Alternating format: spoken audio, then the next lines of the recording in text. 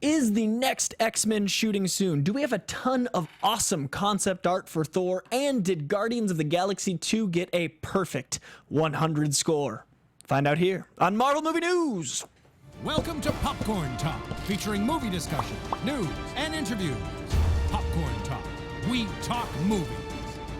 And now, here's Popcorn Talk's Marvel Movie News. Excelsior to you, our merry Marvellites. Welcome back to our 118th show. Ooh. That is a big number. I feel older having said that number. Well, you are. I mean, I am technically. And now you're older. That has... it's happening. This is science. It's just going and going, but we have a lot of little news, some exciting little stuff, and Legion dropped, and we have to talk about the glory that is Legion.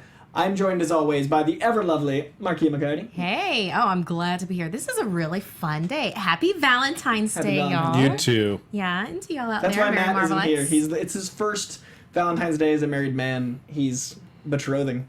Yeah. But from here on out, we get him back. We do. We'll get him back. Where can they find you on the internet? You can find me on Twitter and Instagram at Maria McCarty. That's MarkiaMcCarty, or Snapchat at Darth Thinmints. Darth is in Vader, Thinmints as in Girl Scout cookies, which are on sale now. Oh, it's true. They are. It's upon us. Ooh. Fat season. Ooh, I've already had 2 bites. Hey, I'm Alan Kistler. You can find me online on Twitter at Sizzler Kistler, Sizzler Kistler. And the podcast Crazy Sexy Geeks has started up again, so you can find it on iTunes or SoundCloud. Alan is a frequent contributor to the show and one of the most knowledgeable comic fans I've ever met, which is saying quite a bit because I try to make that my thing. It's like encyclopedia. It's very Guy. It's like deep knowledge. It's the stuff I'm like, someone knows that. Alan knows that. It's that one like deep cut I need. Like how? What? Why? He's got like categories in there. Yeah, I don't get and it. a search function. Beautiful thing. I'm really jealous of your Google brain.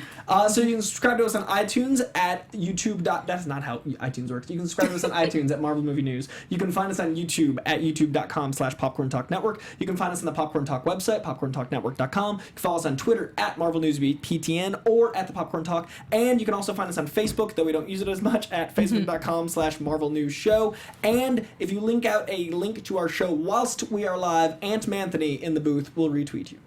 Now, we used to have a lovely gentleman named Doom. He is no longer the man running things, but he does have his very important Agents of S.H.I.E.L.D. minute, which we'll get to later, because that man loves Agents of S.H.I.E.L.D. as much as I love Spider-Man, which I respect and love him for. So, we're going to get on to the news. We've got some quick bits at the top. The first bit of news is that Sophie Turner let the cat out of the bag in a very strange way while referencing Game of Thrones, that apparently X-Men is shooting soon. She said, quote, "We're about to start shooting the next X-Men." She told Hey You Guys, "We just finished shooting season 7 of Game of Thrones. We've got a couple movies to do before X-Men starts, and then we go on to season 8. I mean, that's about as casual as it gets. Yeah, I don't think she realizes how rabid the comic book world is. I'm going to the office on Monday, and then I'm going to do a full week, and then I might hang out on the weekend. I don't know. We'll see, guys. X-Men's we'll in see, there. guys. Maybe X-Men Tuesday. Yeah. Like she has no idea. We benefit. We do. We certainly do. And Game of Thrones benefits because they know what's going on there a little bit more. I mean, good for her for having multiple movies to shoot. I personally didn't think the next X-Men with that lineup was happening. I just thought it had fallen by the wayside. I thought all these rumors were just that. Right. I guess this is about as confirmed as it gets. So are they doing 1993 since... God, I hope so. 1983 was the last movie, and 1973 was the previous, and 1963 was the previous. And I guess they'd have to. And then maybe they'll finally bring up, like, Beast, you're not aging, and this is weird. None of you are aging. Look at you, 5 years old or 10 years old. Yeah, Wolverine is no longer unique. None of you guys and gals are aging. How do you guys all have a healing factor? I have a lot of questions. What's going on with your faces? Like when there was that joke throwaway line to Moira, it's like, oh, she hasn't aged a day. She looks fantastic. Like, Charles, have you seen Alex? Alex was like 20 in 1963. Yeah. Like, what's going on here? Charles. Warren came back younger. What is Charles? They'll maybe touch on that. They'll maybe touch on the fact that they left the mall and didn't have a single scene in the X-Men. I'm still hurt about the mall to this day, about the Apocalypse scene they shot at the mall, never showed. It wasn't in the final cut. Oh, that one. Because isn't that a whole different movie? And that small rats meet some X-Men. That's and can I say, wanted.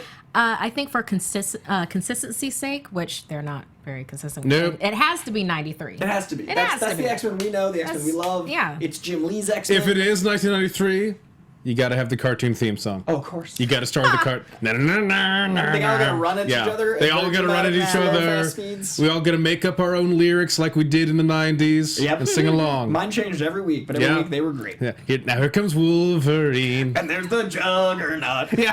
Like, it's got to happen, you guys. So that is basically our X-Men news. We've been hearing little snippets about Supernova. Now it sounds like it's even further along than we thought, as there is a tentative shoot date known only to the cast and maybe the cast of Game of Thrones. X-Men Supernova just sounds like a musical to me, and I'm going to be deeply disappointed when Dazzler doesn't show up, and it's not a musical. Did you see the Super Bowl? Dazzler showed up at halftime. It was fantastic. Yeah, she was flying. That's not like Dazzler. Man. She was like this. The whole time I was like, they did it. Yeah, that was the closest I'm going to get to a Dazzler movie, Probably. honestly. Yeah. So that's happening with Supernova. We're going to move on to New Mutants. Another random kind of hint at that seems bigger than it should have been released. Oh, yeah.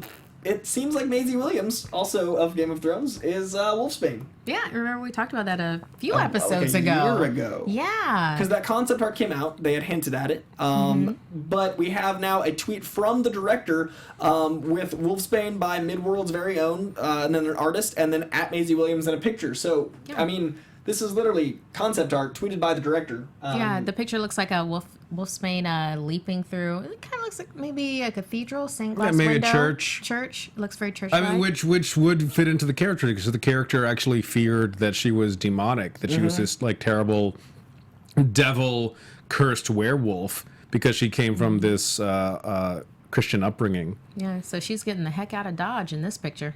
So, that's about as... I mean, it's not confirmation, but it's certainly... Isn't it? It's a Isn't nod. it? It's a nod. Becky confirms that Wolfsbane is not only...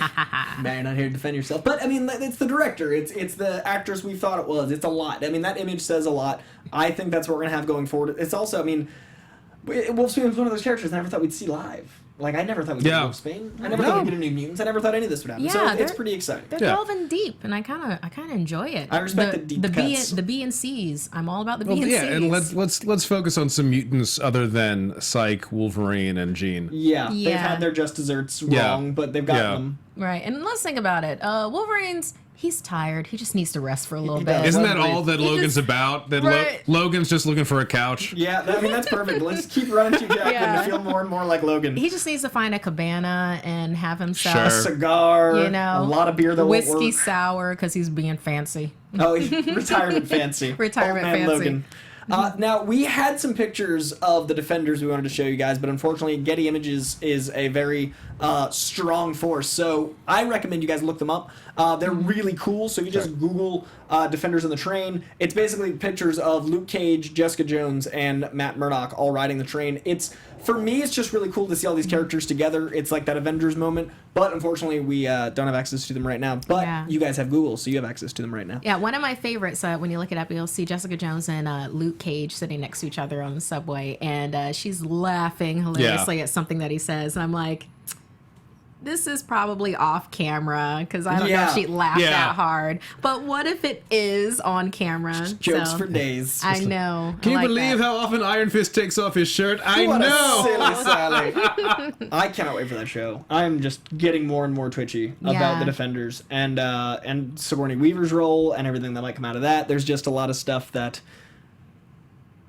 I mean, we all but know everything about the Defenders because of everything that's set up, except for the Iron Fist quadrant, but it still feels so new and fresh, because we've never had a long-form 8-hour TV show about, like, if Avengers Age of Ultron was 8 hours, I probably would have liked it, because it would have been more of what it could, like, you could have had a story. Yeah, it could have been more patient. There was space in it, and paced itself along. It actually could have seemed like an Age of Ultron, some sort of as opposed to a blip of Ultron, as opposed to a 3-day weekend of Ultron. Labor Day weekend of Ultron was really rough. I had a hard time, but so I'm really excited for the Defenders to have the scope that would be deserving of this super team. So I'm very excited.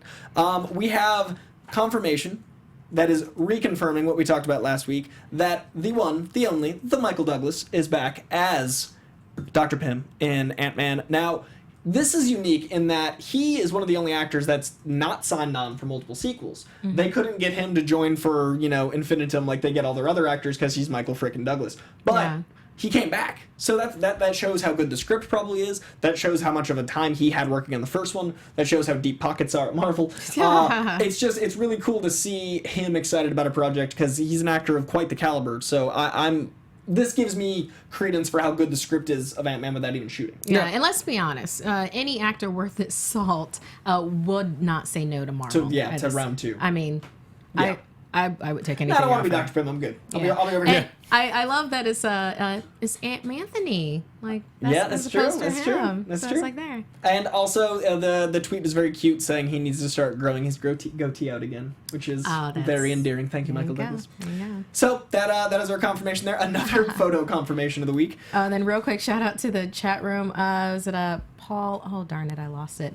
Paul Grant, Weekend at Ultron's. Weekend at Ultron's. Yeah. Fantastic. If they just carried around his like robot corpse for the weekend, They're carrying around scared. Ultron 12. Yeah. No strings. We gotta scare the other superheroes, so they just have a dead Ultron with them. So we also have heard, and this is the most exciting news of the week for me, because of how hype I am for this movie. Guardians of the Galaxy 2 got a perfect 100 score at its first test screening.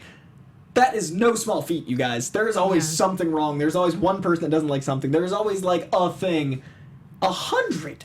Yeah, I'm picturing that after it finished playing, that everybody was sitting there in awe, and then they tore the theater up. Just like quietly waiting. Joy Riot! I like this idea. I like this. I imagine that's how Vin Diesel lives every day. So that's very right. Isn't he that type? That's how he happiest drives. Man. That's how he drives everywhere. I mean, He's like, I'm filled with joy. Fast, Furious, chill.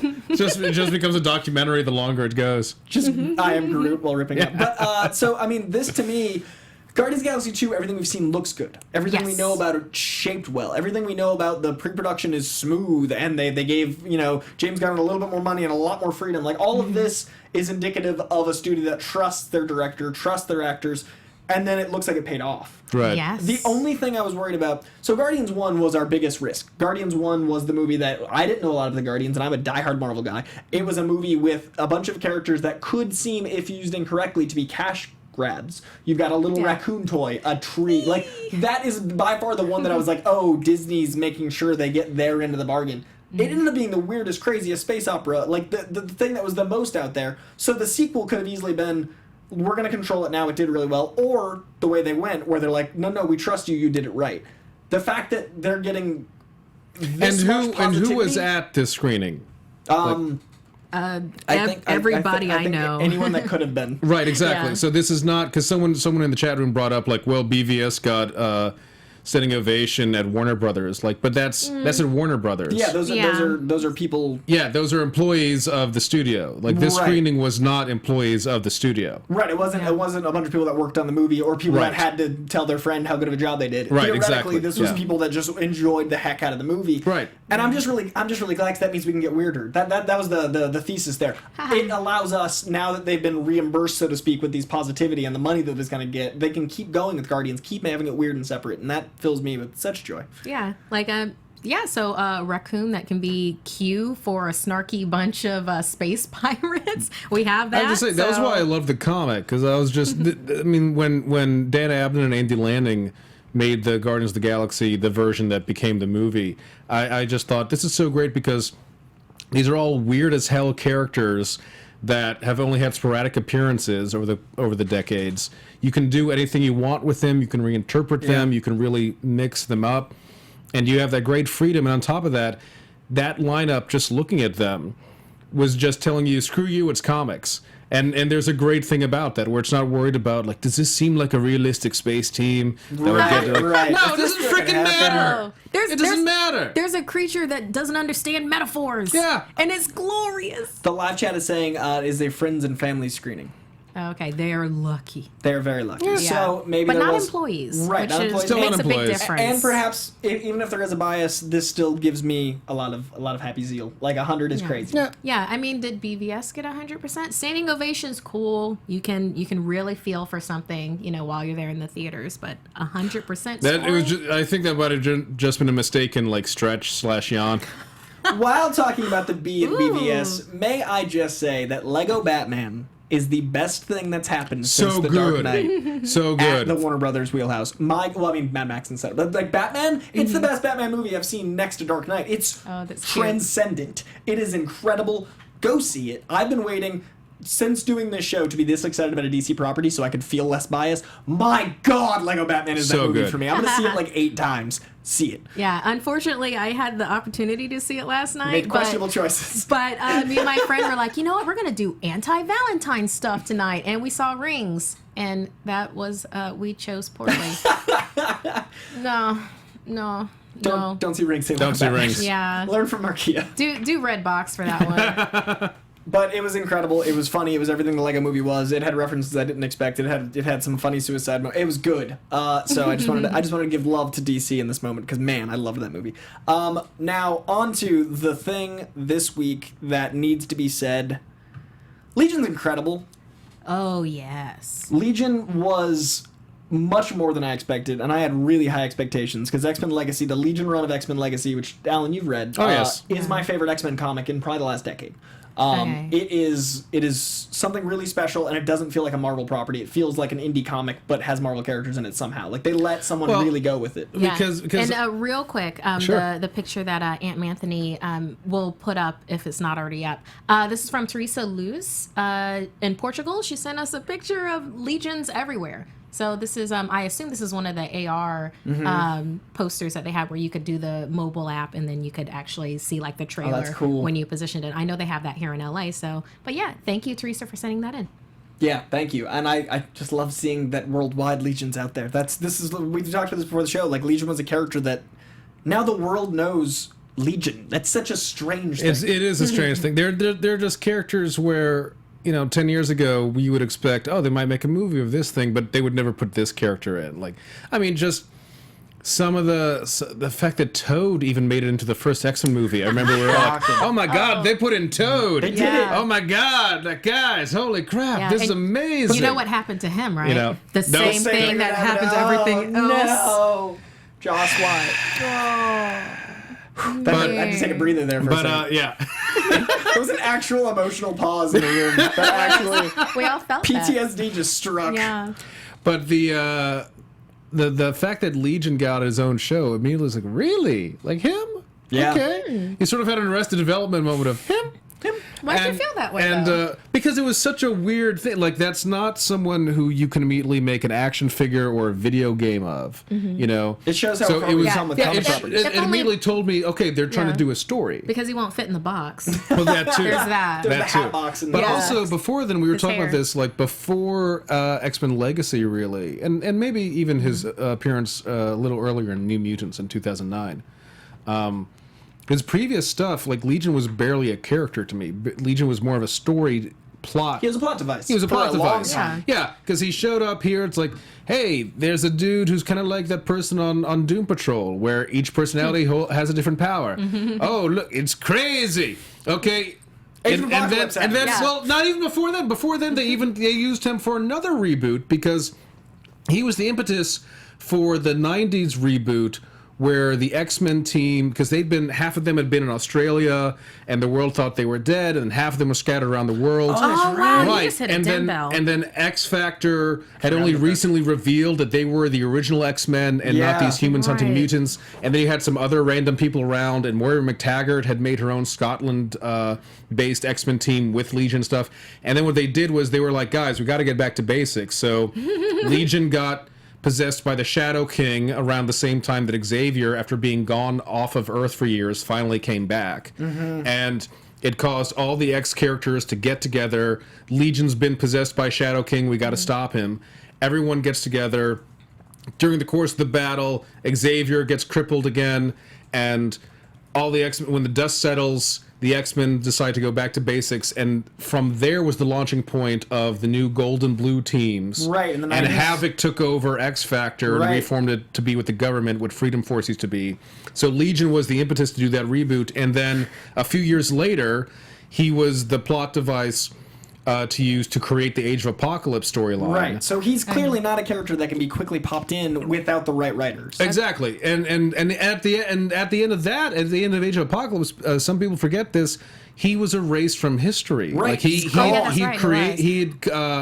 he had prevented his own conception. Right. And to prevent Age of Apocalypse. Right. And so and they even confirmed that in Excalibur, because they were like finding spirits of some of his personalities in this weird story in like 1999. The 90s were great, you guys. The 90s were a hell of a drug. Yeah, exactly. It was like 12 X-Men titles. For anyone still listening, I will wave my hands when the Legion section is over, so you know that you can unmute. So far, no spoilers, and we will have some. And so he was just this weird thing, and then like he was gone for decades. About 11 years. Yeah, like 11 years.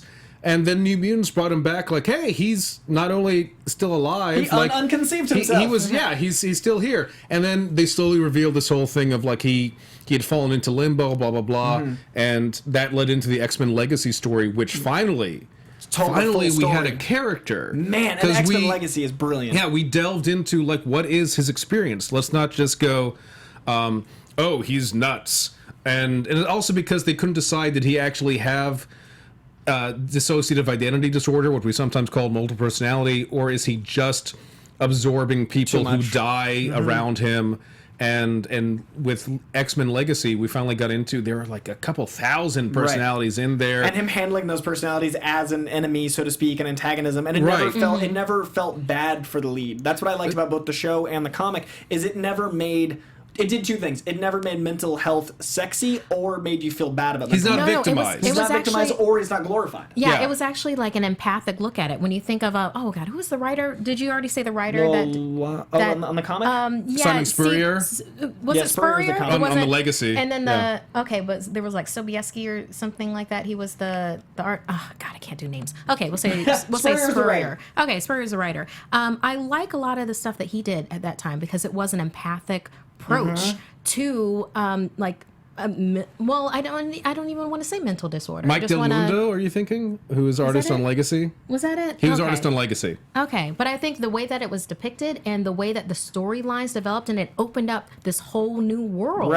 with things where it wasn't. It was compassionate throughout, and so was the show. Exactly. It was relatable in a way that you didn't feel sorry for anybody. It was relatable in the way of, you know what, I feel you because I'm lost. And sometimes I don't know who I am. And it didn't go the other way either, which a lot of movies and TV shows do, where mental health is suddenly sexy, and you're like, yeah, like everyone's like, or it becomes this strutting around. I'm like, that's not like like certain movies and TV shows make having a problem into a positive by getting rid of the problem. This kept the problem. Yeah, like it didn't pretend it wasn't an issue. He struggles. Yes, this is him. This is his journey. This is his trial, and that doesn't mean he's less than anybody else. Right, and I love that because people need to have a hero they can see eye to eye with. That's why I think it's so important to have all these heroes of all different colors and sexualities and orientations. It's important that someone who has stuff that they can't identify with in their head to have a hero. Like, it's important for someone who has trouble and to have someone that can't quite associate with others to have someone they can associate with on paper. Because they don't have that, and this character really gave them that.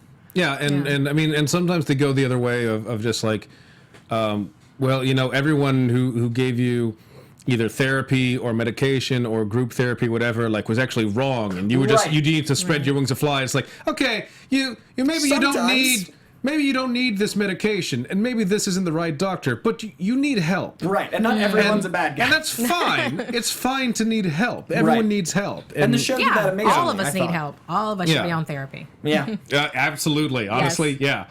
Especially if you live in Los Angeles.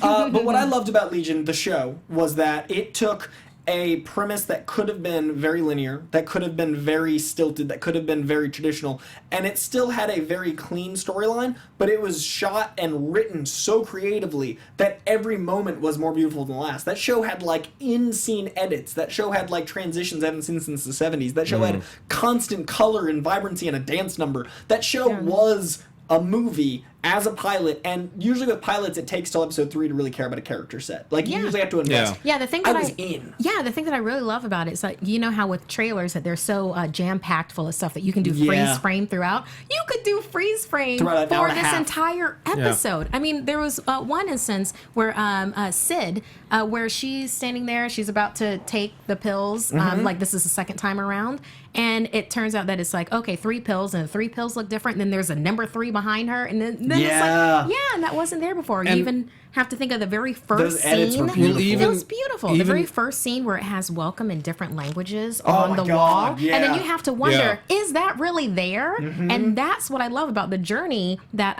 what's his name? Took us through the director. He's the same one that did Fargo. Holly. Neil? Noah Hawley. Yeah, Noah Hawley.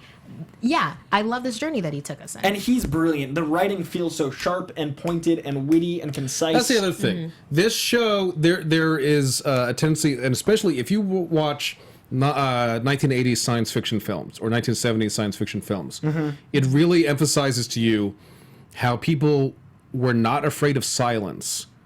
And directors have become afraid of silence. They've got to, especially TV directors, they've got to fill all that time with dialogue, with snappy patter, with everything. And that can be great, that can be fun, but... Let's bring back the dramatic pause. Yeah, this knew when to turn that off. This knew when to say, he doesn't need to say what he's thinking right now, he can act it.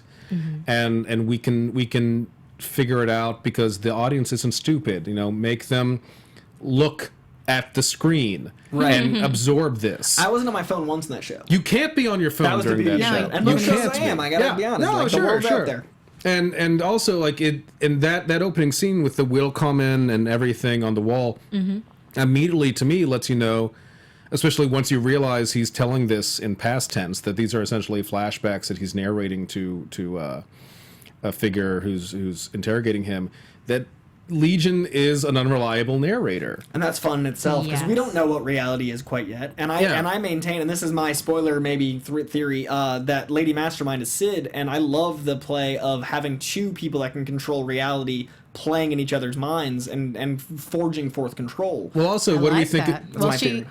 She did say that she was being projected into, as opposed to I'm. And projecting. she also said that she was real. So both things are kind of. I mean, I think she's Lady Mastermind. But also with that, what do we think about the name Syd Barrett? I mean, it's a Pink Floyd. That's Pink Floyd's frontman. Right. It definitely so is that just a cute thing because it's, or is that her playing around? Yeah. Is that a cue that she's not real and someone else has made her? Right. I hope it's not. I don't think it's going to be it was all a dream. I hope it's not because it would can't be. fall in. No. Hard out. Yeah, exactly. Like everyone would just mic drop piece. Exactly. Like, so I think she is Lady Mastermind because it gives her all the power of it was all a dream without the cop out. Like, it allows for 2 minds to fight, and that's a beautiful thing. That's a lot of power in that. And we don't get that a lot. We get space holes. So this can be all cerebral, and it can stay here. And I love the fact that show's budget could go to production design because it was all in a hospital. Like, 90% of that show is in that one indoor location. Yeah. From a filmmaking standpoint, that's beautiful. What I enjoyed is that they really embrace practical effects. Yes. They embraced it. In-camera effects. Thank you for doing that. Yeah,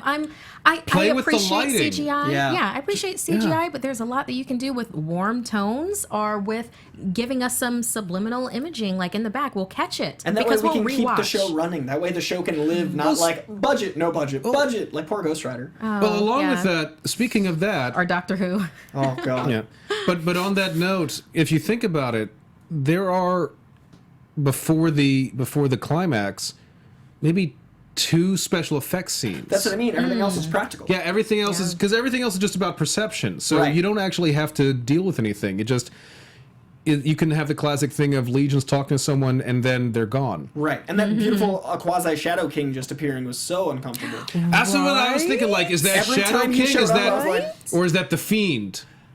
I think Shadow Fiend only because of the more the storyline they could take it with. The Fiend's a little more obscure. I mean, it's only 8 episodes, right? Yeah, so I think they need a big bad. I think that they the Fiend's a great idea. I hadn't thought of them. Yeah, no, because I was thinking of the Fiend, which is one of Legion's. For those who don't know, one of Legion's bad personalities, who's sort of this demonic creature that he's kind of like the Sentry's other.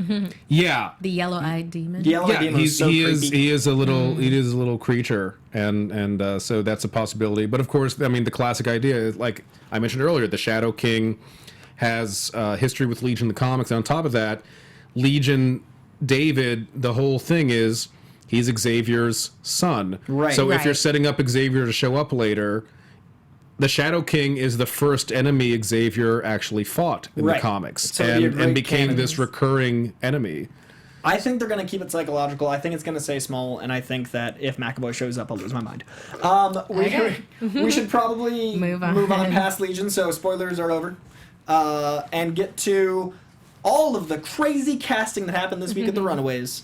Now, the Runaways is big. It's going to be Hulu's kind of flagship, it feels like, because they're investing a lot of incredible actors. They're doing a lot with it. It's a Marvel property, so they can go a lot with this. So they've cast all of their parents. Now, the important thing about the Runaways is the parents are kind of the core of why the children are what they are. Yeah, because you have to think, when you have a great hero or possibility of a hero, you have to have villains. And the best kind of villains are the ones that don't see themselves as villains. Right. And these parents, the Pride, definitely do not see themselves as villains. They see themselves as helping and, helping themselves it's that along sort of- the way. As much as they need to. It's the sort of classic Lex Luthor thing of, well, I'm just the only one who gets it. Right. Then this is a family of those. This is Yeah. families Yes. of those. Now, the cast has been locked, and I'm just going to go through it quick because it's a lot of names. Anna Werschling, and I'm going to pronounce most of these wrong. I apologize in advance. I love you, actors. I can't, possibly. Anna Werschling of 24, Kip Pardue of Ray Donovan, and Rules of Attraction. If you haven't seen Rules of Attraction, Kip Pardue is incredible in that movie, and you should see it. Kevin Weissman of Alias, Bridget Brana of Army Wives, Ryan Sands of The Wire. Wait, can you say who they should do are, that. though? So those first two. You Kip fool. Pardue. I just was trying to power through. You're right. I should say No, who they let's take a second. We'll give to them- it. we'll give them Okay, their- so Kip Pardue and Anna Werschling.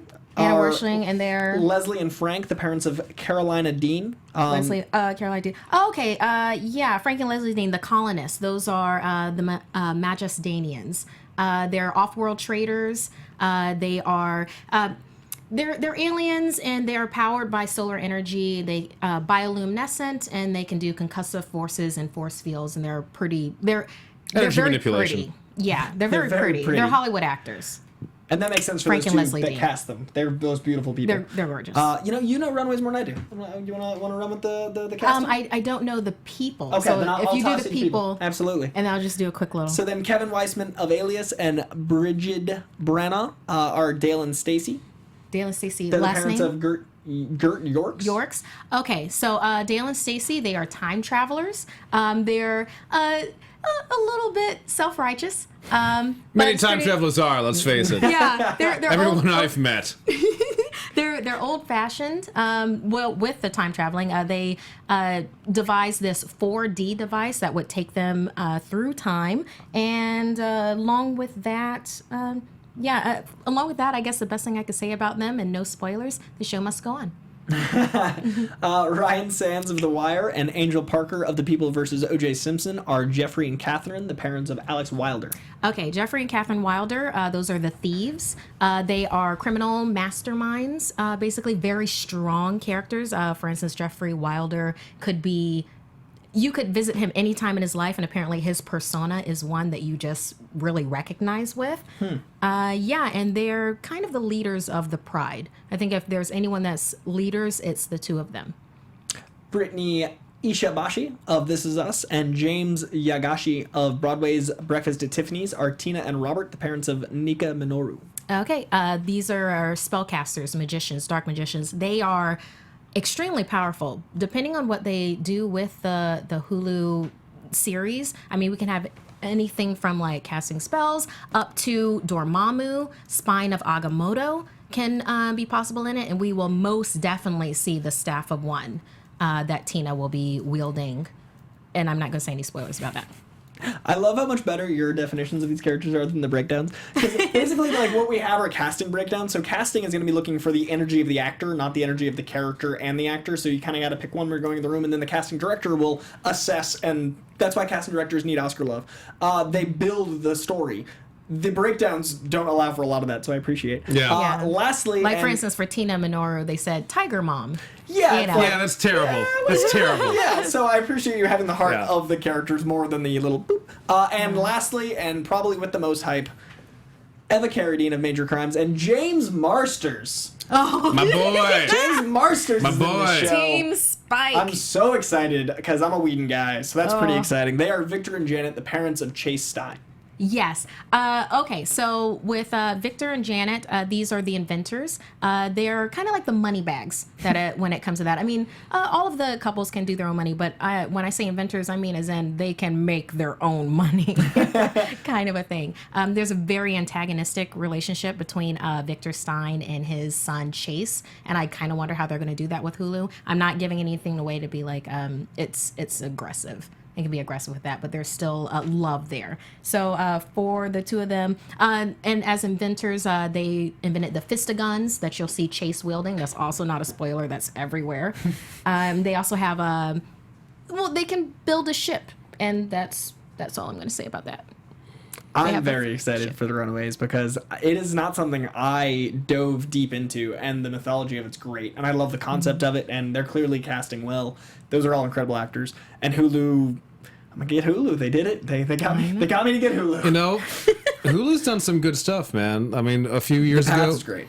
Yeah, a few years ago, Xander Berkeley did 2 seasons of a show they made called The Booth at the End, and that was brilliant. Absolutely brilliant. Adam Arkin directed the 2nd season. Oh, that's great. Fantastic show. Like, the entire thing takes place in a diner, almost entirely in one booth. That's awesome. And it's so dramatic and intense and fantastic. So get good on Hulu. Hulu. And I noticed that we didn't say Molly Hernandez's parents. That's Gene and Alice Hernandez, formerly known as Hayes. That's because they have not been cast yet, as far as we know, up to this point. Not publicly. But It's actually us. It's Now us. you know. I see Sorry. Matt Key confirms. Matt Key confirms that It's me and Alan. Marquis and Alan cannot make the show for a while because they'll be filming on Hulu's The Runaways. Yeah. We'll be mutants with an intense hatred, a well-learned hatred of humans, both and also telepathic, able to sedate with that ability, and mind wipe. So, that is your Runaway breakdown for now. That is where we are with casting. It is moving and grooving along, and we're going to let the one, the only, the Zach Wilson, have his brief moment with his love, Zach Wilson's Agents of S.H.I.E.L.D. minute. Here we go. Hey guys, time for another Agents of S.H.I.E.L.D. minute with the voice of Doom. Real quick today. Sorry, I'm quiet. I'm on set. So last week's episode was a lot of fun. It was called Boom, and it basically featured Nitro, the Hulk villain. They didn't name him, so I guess technically Nitro is still available for the MCU to use, but the villain is out there. Like this, one of the guys that was working for the Watchdogs turned out to be an Inhuman, so it became another self-hating guy. It was a really cool plotline. There was a lot of great sci-fi concepts at work with Ada and meeting the inspiration, the woman that he based the robot on, and what he did with her consciousness. It was fascinating. If you haven't watched it, go check it out. Tonight is the man behind the shield. It looks like we're going to get really into what happens to Mace, because he did some real bonehead stuff last week, and he's going to see the consequences of it now. Check out tonight AfterBuzz TV's S.H.I.E.L.D. recap, because what do we do on Valentine's Day? We talk about Agents of S.H.I.E.L.D. And that was Doom. Doom loves S.H.I.E.L.D. I love his hype so much. It makes me so happy.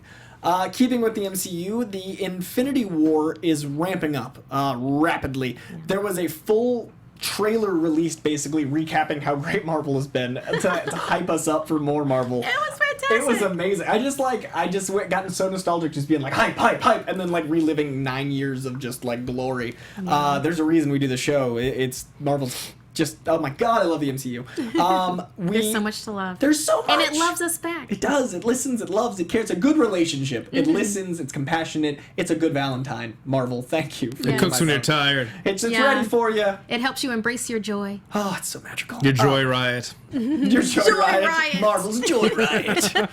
So we went through the concept art of Infinity War, and we did get some little nuggets of information. We think that from this footage, Thor's wielding Jeanborn. How do you say it? Jeanborn, I think. Is that right? Yeah. Okay. Or Jeanborn. It's with a J, right? Right? Yeah. So it's been Okay. right. So it's Jeanborn. Jan Boyne. It's like Jan Mjolnir Bjorn. until... Jan Because Bjorn. J is Y. Jan Born. J is Bjorn. Y. Like- and- like Bjorn, Bjork? like a baby Bjorn. Yeah, Like a yeah. baby Or like Bjorn. Mjolnir, Yarn.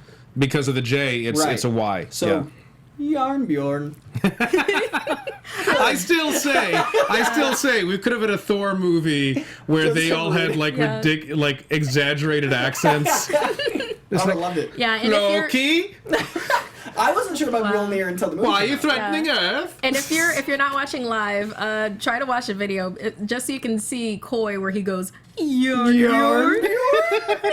I'm gonna get to Yarn that. Bjorn. Yarn Bjorn. So we're gonna at the end of the I like show yogurt. watch the new clip. There's a new clip of Thor. We're talking Infinity War now, but at the end we do have the clip that none of us have seen because it dropped while we were prepping the show. Exactly. So we're gonna watch it with you guys for the first time. But first, through Infinity War with Yarn Bjorn. Yarn Bjorn. So we Sound like you're making an IKEA product. and then he assembled his Yarn Bjorn. Yarn Bjorn. Theoretically, and that's the axe. Thank you, Sebastian. that Yes, Thor's- thank you, chat, and thank you, Tim. Oh, were they helping me speak? Yes. Yes. Good, thank you for helping me speak. Yarn Bjorn. Okay, I had it kind of right. Yarn Bjorn. Thor is wielding Jason Bjorn, Alex Harrow. So that is the axe, which many of you have probably seen in the comics. It's almost as iconic as Mjolnir. It's a beast of a thing, which does lead credence to the idea that he does lose Mjolnir in Ragnarok. Right. Now, this intrigues me because in the comics right now, there's this great run where Jane Foster is Thor, and the unworthy Thor, the son of Odin, is trying to get the ultimate Mjolnir. Right. Now, when Secret War collided, we all saw these worlds collide, and I knew there'd be ramifications, but I love the idea that the ramification is that the ultimate Mjolnir is still around, and that can be something he seeks out. And I also love, if you're reading Jessica Jones, they reference that a guy was married to a woman, and the woman suddenly lost touch with her husband because he started to think he was Norman Osborn. There's some really cool stuff building up where they're colliding these worlds, and I love that Marvel... You can't explain that in the MCU. We've had 9 movies. No. There's Yeah. no way. But you can do, hey, he's looking for this new hammer, and everybody that's reading the comics can go... Like, it's a cool nod, Yeah. it's a taste, and it looks awesome. So, Yarn Bjorn is very exciting for me, Yarn because Bjorn. it says a lot about where Thor's going. They also confirm that the films are connected. The concept art shows him with both Thor hammers, the Yarn Bjorn and the Ultimate Mjolnir. And then, most importantly in this footage for me, and I tweeted it out, you guys showed lots of love, Star-Lord and Spider-Man in a video with Downey Jr. is just so much good. Like, that's just 3 charm buckets and a... That's there's so the much, 3 sarcastic, bantery people. so much. Yeah. Just like half the movie's just going to be them all Snark. trying to top each other. I would watch that. I would have an 8-hour Defenders show of them 3 just snarking each other. I love that. Like, there's so much, and we knew that, you know, because of Vin Diesel a year ago, that the Guardians were in Infinity War, and we assumed and / knew Spider-Man. But to see the image of Tom Holland standing next to Chris Pratt, standing next to Robert Downey Jr., that's everything. That's 9 years of hype. And fitting, you Yeah. know? It fit. It felt right. Yeah. Like, it didn't feel like one guy from a space opera and a guy that builds tech and a kid. Right. Like, it Yeah. felt like, oh, we're the Avengers. Yeah. So excited. Yeah. That image to me was worth everything. Like, that image to me is everything build up. That, and it's just a screenshot. We have no context. We don't know what that scene was. It was behind the scenes of them talking, and that's better than a lot of movies I've seen because that just so excited. True. So excited. So, Black Panther. We have a bunch of concept art that this movie's gonna be so good. It's going to be gorgeous. I mean, just this concept art alone. It's staggering. Concept art, the cast. Look at that. Like, Look at that. that's Wakanda, you guys. Yeah, the concept art that was released online, it's thanks to the featurette that was included in the Doctor Strange digital HD release. You know, it's like sneak peek of Phase 3. It's out today. Yeah, that's out today. That's why like a Matt couple Key of isn't hours here. ago. Yeah. He's watching Doctor Strange 12 times this 24 hours. So the first one that you see, can you go back to the first one, Aunt Anthony? Yeah.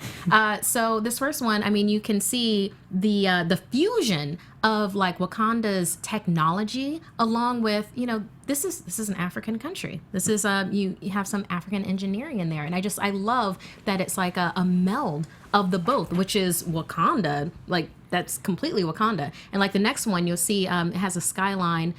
It's kind of reminiscent of Dubai, actually. Just pictures. I haven't been yet. I would love to. Oh, it's amazing. I would love to. It but it feels has like make-believe. When you're in Dubai, it feels like things are too big and you feel like Photoshop. Like you feel like there's so much, like the airport, there's so much space till the next thing that you're like, don't am change I the picture physically yet, here? please. So if they can accomplish that scope, which it looks like they're going for, then it'll be such a cool feel of movie. Yeah, and I just really love here that you see it looks like part of the houses that are being built, and they have like this protective covering, but it's like the houses themselves seem very, I don't know, kind of rudimentary. I like that dichotomy that they have of the high technology. And I mean, that's one of the great things about the mythology of Wakanda is that it's never been conquered. So any Western cultural influence is things that they decided that's a good idea. None of it was forced onto their culture, and then it wound up as part of it. You know, it's all. And especially in the comics, T'Challa is a big part of how they even get any Western cultural influence, because he brings in the best ideas. He's such an emissary. And then the next picture, it's a vaulted room, plate glass windows. It looks like the council room for Wakanda's tribal elders. So the next picture. Yeah, there we go. And I'm going to mispronounce this. The Taifa Nagayo. Maybe I got that right, but I just love like looking at this picture, and it's like the history of it. I mean, you have, and I bet it's like built out of bedrock where they have the fossilized, fossils built into the wall, and then you can actually see into like it looks like the downtown of Wakanda. I love this piece so much. Like it all speaks to world building. And seeing scenery like this immediately is building the mythology and the world. That the Marvel Earth is not our Earth. There are cultures and events and histories that have played out there that did not play. Seen. Right. Exactly. And then someone in the live chat was saying the protective covering of the older houses in the city is them not tearing down their history, which is powerful imagery. I totally agree. That's such a great point beautiful. in miscellaneous videos. Like it does show a scope, a love of ancestry, which is huge for the Wakandans. Yeah, and It's it's often a dramatic point, because there are people who challenge T'Challa and his rule. Often their argument is, you're throwing away our history by bringing in all this new technology and spending too much time with these Western heroes and everything. And he's constantly arguing, like, I'm not throwing away our history, but you know, we also have to make progress and actually not just we have to evolve, not just live in the past. Right, and we can't just meet the outside world. We actually need to evolve past them. Right, and Wakanda, people were worried about Wakanda not showing the scope of the city, because that's such a character. I consider Wakanda as important as Black Panther. Like with Defenders, how New York is going to be a vital, like Luke Cage, you know, Harlem was a vital part. Wakanda is going to be it's going to be a character in this entire thing, and I love that all of these pictures that we're seeing represents choice. Right. I mean, it's not like Alan was saying, it's not being forced on them. It was a choice. Yeah. And they choose to embrace their history, and they choose to embrace their technology. And that is gorgeous. And we get all that from concept art. And that's how good the concept art is. Yeah. Like, they really show that the artist knows what we want, and they did that. And it's so clear. Yeah. Yeah. And so the next picture, it's an image of a quarry. It looks like it's kind of Avatar-esque to me. With this, it just seems like such a place of power. It's all in blue hues. You can see like rough hewn stone, and then like water trickling down effect, and you have two figures closer in the foreground. It's just very beautiful. I think it's very stylized, and it just feels luminescent. I don't know, it's filled with power to me. I like that one. And then our next picture, because we're going to get to T'Challa, Black Panther. So we have him in full costume riding on top of the car. No, the one that he's on top. Okay, we'll do this one. Where there's flames going on in a jungle, and he's in kind of a silhouette. And you just kind of read all this intense emotion coming from him. It's a jungle setting, and he either started that fire or he's about to go and get whoever started this fire. And it's very powerful. And he's got like claws drawn. You can practically feel him heaving in this concept art. Okay, and then the next picture. Actually, can we do the one where it's Black Panther on the top of the car? I'd like to keep that one for the last one.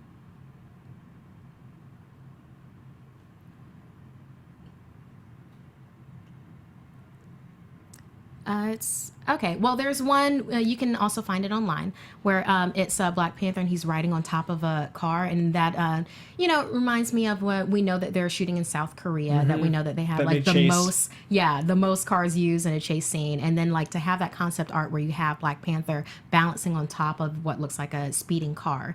It's just like, oh, this is happening Ryan now. Coogler all the money. This is happening. Here you go, Ryan Coogler. We saw Creed. Here's all the money. Yeah.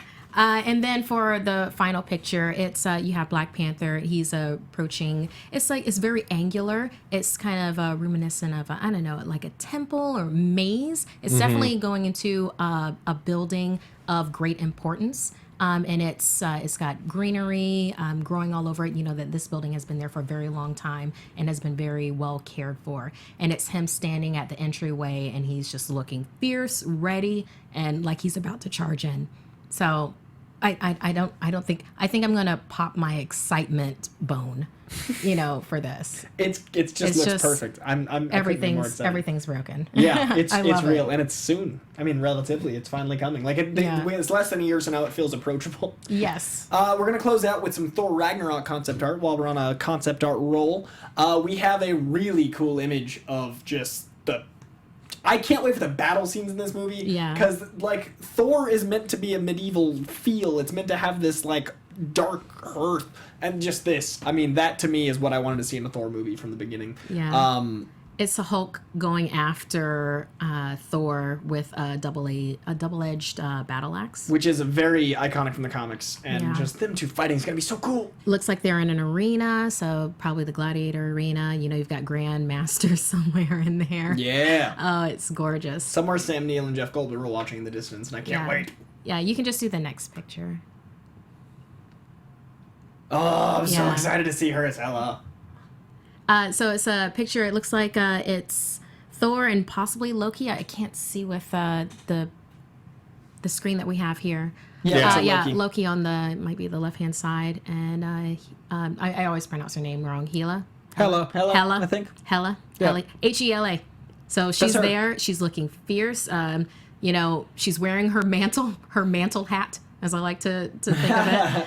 And she's drawn, and it's very smoky. Blurred edges, and she's just towering over Loki and then also Thor, and they're in an alleyway. It looks like it looks New Yorkish to me because I see a fire escape. So so we know that they're on Earth. Kate Blanchett just rocking out Hell in New York. It's gonna be real weird. I can't wait. So excited. Now, I haven't seen this. We haven't seen this. There is a part 2 to the magic of the Daryl and Thor saga. We're going to watch that real quick with you guys, and then we're going to do some shout-outs at the very end, especially since it's Valentine's Day. But first, we're going to watch this minute clip that none of us have seen with you guys. Pay rent with these things. One's a pumpkin, and these Asgardian coins, they're not worth anything. In Asgard, these coins are worth a gazillion human dollars, okay? But There's a gazillion, you're rich. There's a gazillion. Gazillion. No one will exchange these. Go to the market, set up a stall, right? Yeah. Asgardian ware. Previously owned by Thor. I'm a celebrity that will sell like hotcakes. You might need to think about getting a job. Get a job? Serious? Yeah. I have a job. Do you know what my job is? I save the planet. Yeah. Maybe you should get a job. I have a job. Really? No, I'm hitting the machine with the words that come out of it. Oh, this is knowledge. Knowledge is power. No, it's not. Knowledge is not power. That's power. The brain is a muscle, and that's a muscle, and that's a muscle. And they are all muscles. This is all muscle. So I am covered in brains, and I have more brains than you. So do you think maybe we could just think I about... think we need a servant. I don't think we can get a servant. We should get a servant. I don't think we can it's get a settled. servant. We're getting a servant.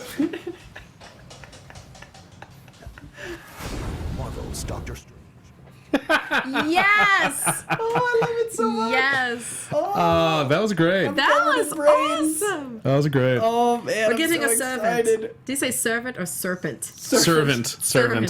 And he rides away like Tyler Durden on the bike. Oh man, Riding the bike so inside. excited. So excited for this movie. Oh, that movie's gonna be so Oh, great. so much meat and Thor. Oh man, yeah, that's gonna be the best Thor movie, you guys. If it's anything like these weird clips we've gotten, that's gonna be the best Thor movie. I'm so excited for that madness.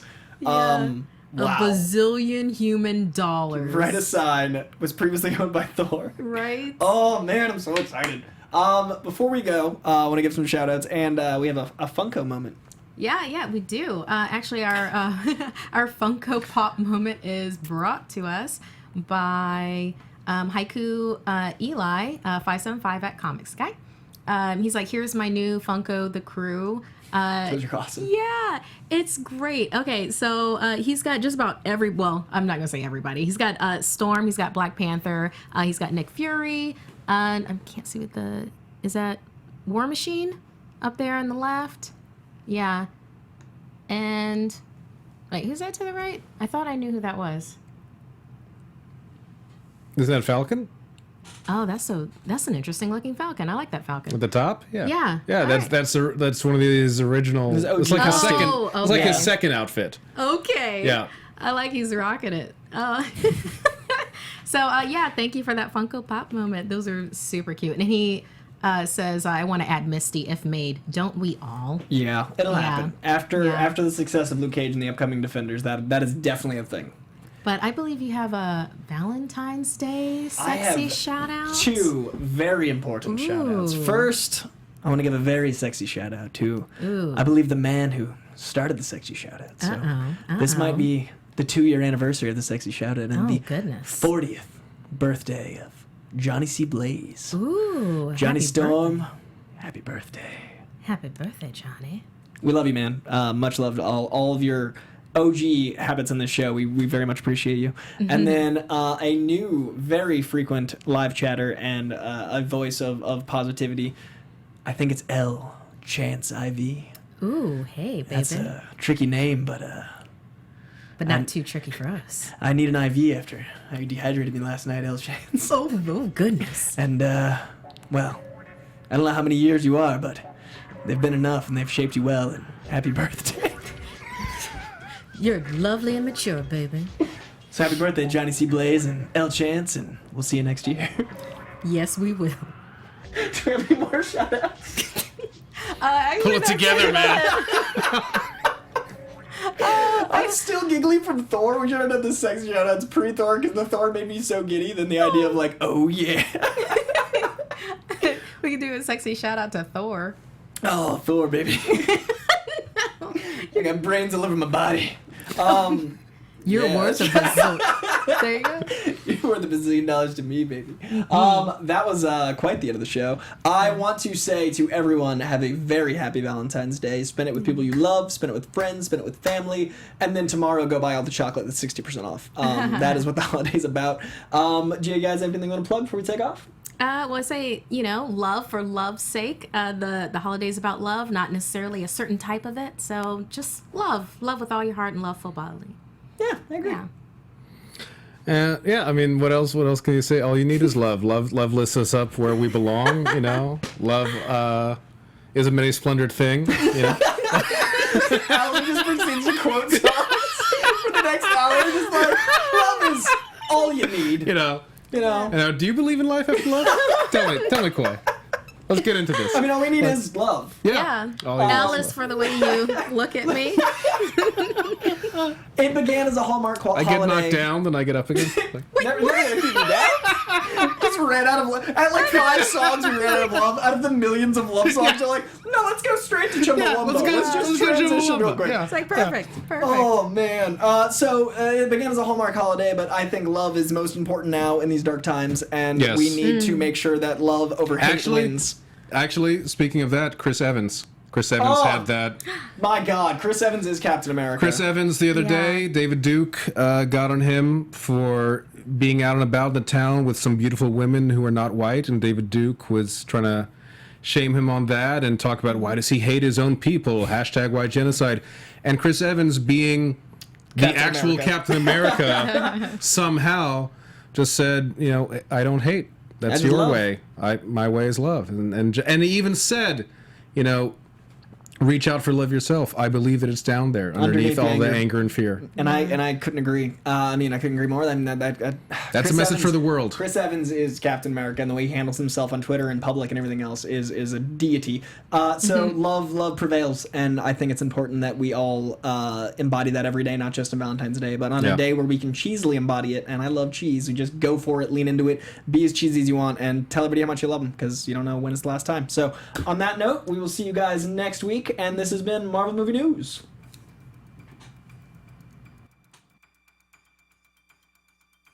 From producers Maria Menounos, Kevin Undergaro, Phil Svitek, and the entire Popcorn Talk Network, we would like to thank you for tuning in. For questions or comments, be sure to visit popcorntalk.com.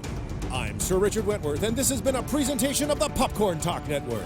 The views expressed herein are those of the hosts only and do not necessarily reflect the views of the Popcorn Talk Network or its owners or principals.